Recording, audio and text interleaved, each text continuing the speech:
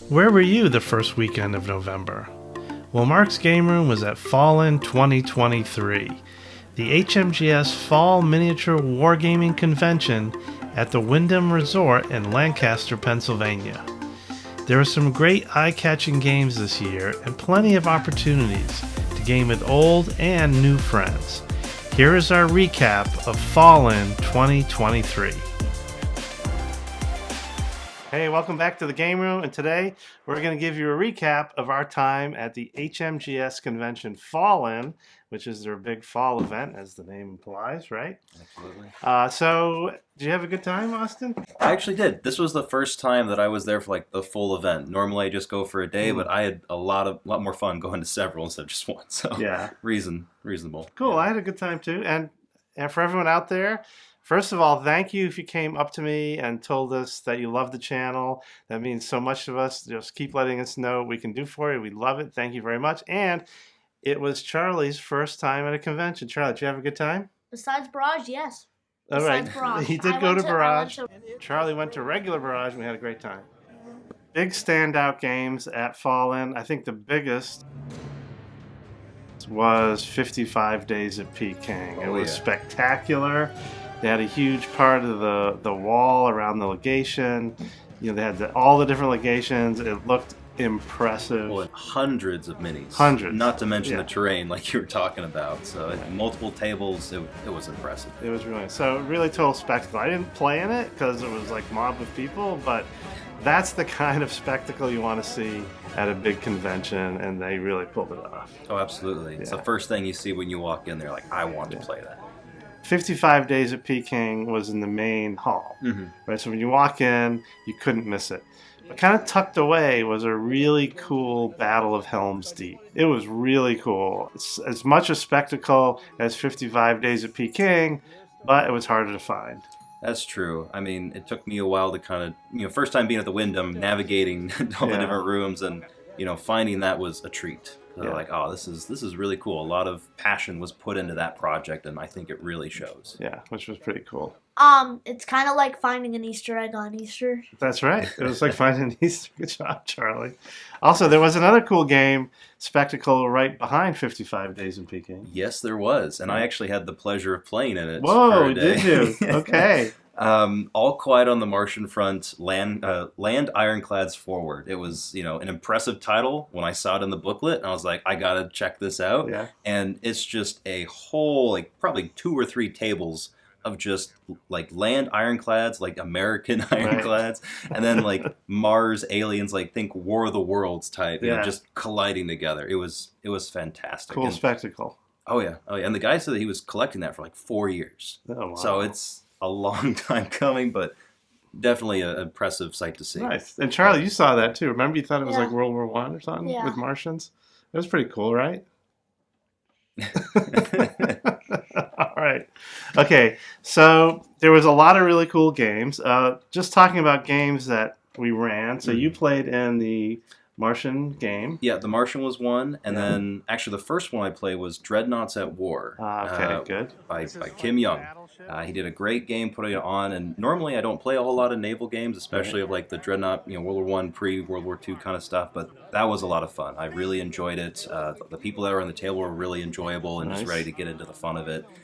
So I think for what he was doing, even though it wasn't huge and it wasn't Jutland, it was still a lot of fun to play. So definitely kudos to Kim Young for putting on a good show. That was great. Let's see, I didn't really actually play much because I had to leave early because my wife and Charlie's mom was running the New York Marathon, so we had to kind of leave, so I just basically ran games. I ran Test of Resolve, Battle of Edgecott, which you've probably seen the videos spent here, but I have to say, again, great time. The players all came in, everyone left happy, really close, a lot of fun, and Test of Resolve, I would just say again, great convention game, so don't miss out on that. Charlie, what game did you play? So I played this game, Aerodrome. Was it fun? Yeah. How'd you do? 3 kills. You got 3 kills. All right, man. 3 kills. And you had 1 at Barrage. Yeah. And so one more kill, and what's that make you? an ace. So Charlie's 1 kill from an ace, and that's a cool thing, right, about Aerodrome, is they keep track of you over Really? time. Yeah. So if you come to multiple conventions, they have a spreadsheet with all your kills. Like a leaderboard. A leaderboard, Yeah. right? 2 things I want to say about that game. You might have seen it, like you would see Snoopy and a falling Red Baron. Right. Did you play Snoopy? Yeah, I played Snoopy once. How'd you do? Terrible. Oh, no. Because he only gets 12 hit points to start out as. Oh, that's a rip-off. And usually the rest of them get like 14. Oh, so. man. What's up with Snoopy? To be fair, Snoopy's sometimes shot down in the cartoon. Well, that's so true. He did get shot down. Which we watched on Halloween, right? Yeah. Yeah. There's this Halloween movie. It's Charlie Brown's Halloween. It's the whole Oh, Snoopy yeah. story, which is my favorite part of Charlie Brown's Halloween story. The Great Pumpkin. All right, so you got 3 kills. So hopefully at Cold Barrage, you'll get your last kill and become an next kill and get an ace. Yeah. All right, what else did you play, Austin? There was a Gamblu game. It was All at right. an operational level, which was pretty interesting. That was put on by the Hawks, I think. I think that was Bruce Weigel. Bruce Weigel, that's right. Bruce Weigel. Actually, first time I ever played it in operational. There's a lot of firsts at this convention, I gotta say. Good, that's what you want at a convention, right? But Charlie's first. Oh, absolutely. But it was definitely a lot of fun testing that rule set out and just that scale. And I think I'll definitely try it again. His boards are beautiful. Yes, it was a nice felt, sort of top down, almost like a map. You probably know what I'm talking about. And all the little, they look like 2 millimeter. Or 2 or 3 millimeter, very very small figures, small. but larger scale. Cool. All right. So here's some other cool games that we saw. There was a beautiful Raven Feast game featuring a Viking raid on a beautiful hill fort. The Battle of the Inzani River from the Zulu War with the men who would be king. Look at those redcoats. Flames of War Vietnam, a beautiful, beautiful board. It's a marine landing on a simulated Japanese island, but the Japanese are all controlled by cards. It's more the players are playing against each other, not a band of brothers. An old classic, Command Decision from Frank Chadwick. And if you're a fan of Carnage and Glory, the computer-moderated game, there were plenty of tables. I think I counted 6 when I was here. So that game is well supported by the community. And each table, I have to say, was really pretty. Thalassa, an interesting hex-based naval game. When he bought the ships, they gave him the files to download to print the ships. So some of the ships he bought and some they printed at home. 3D printing. 3D printing is really changing our hobby. I mean, look at these triremes. They look great. Sticking with our naval theme, there was an interesting Spanish Armada game where you had matched pairs of players who would swap sides, and whoever did better with the English would win. Really cool homebrew set of rules. Science fiction is well represented as a beautiful Star Wars game. And our very own Ben from Mark's Game Room ran Silent Fury. It's his own sci-fi game that he's developing. It's tons of fun. All right, Charlie, what else? Did you play any other games? What'd you play? I played this one game. It's like the Wars of Oz. Wars game. of Oz, right. And we were the Munchkins defending Toto. Yeah. The evil guys would go to the buildings. Let's see if Toto was there. Ransack them. If Toto wasn't there, they'd look at the card. Not Toto. Okay. Yeah. They go to another house. He was under the strawberry. The pink mushroom house. Did he already use it? No, not yet. Oh, It was fun to have the Munchkins in the air balloon shooting off fire and the guards. It was really cool. Okay, so you had a good time with that. Anything else, Austin, that you played that you remember? Oh, you ran marathon with Carl. Well, co-ran. Carl was the one that was really putting it forward. I was just there to give him some trouble on the side. but it was a lot of fun seeing Yeah. new players test out Meta Bronze, and you know, Right. after seeing our video review on it, a lot of them came like, didn't you not like this rule set? Like, why are you playing this? We're like, well, we did enjoy some aspects of it, and we thought that everyone else Right. should have a chance to play the scenario and also experience the rules if Yeah, they're interested, true. they can go with it. So that was definitely a lot of fun. But I would say I had the most fun playing your Vietnam Fireball Oh, thank game. you. Okay, So- right. Yeah, I played that too. Oh, that's true, right. So I ran Fireball Forward Vietnam, and I ran it because I felt like it'd be great to have some kind of a simple Fireball game to run at conventions for new players. So I ran it 3 times. And you guys played it, right? And it came down to like the last die roll. It did. Charlie was the one that won the game. It came Right. down to like 2 die rolls. I'm like, Charlie, please.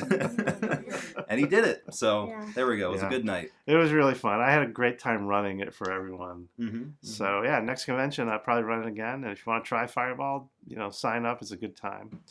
Let's see, the food. We always talk about the food in these things. So the food at the convention space, I wouldn't say it was great. It was basically just hot dogs and sausages. There wasn't a lot of staff. Okay. I think that happens everywhere now, where people are, for whatever reason, understaffed. So there were long lines. It wasn't great. Yeah, and it's a lot of people, hundreds of There's a people lot of attending the people. event. Yeah. Yeah. So we went out to our Nepalese place again that we loved. That it was a bit of a drive, but Norbu? we also Norbu, right? You kind of into Norbu. Yeah, And what'd you think of Norbu, Charlie? it was good. It was good. I just Yeah. had chicken nuggets and fries. Yeah, so chicken nuggets are good everywhere. Nepalese chicken Yeah. tenders is not bad. And then we went to the steakhouse across the street. Oh yeah, So, the Longhorn. Yeah. So it seemed like it was well attended.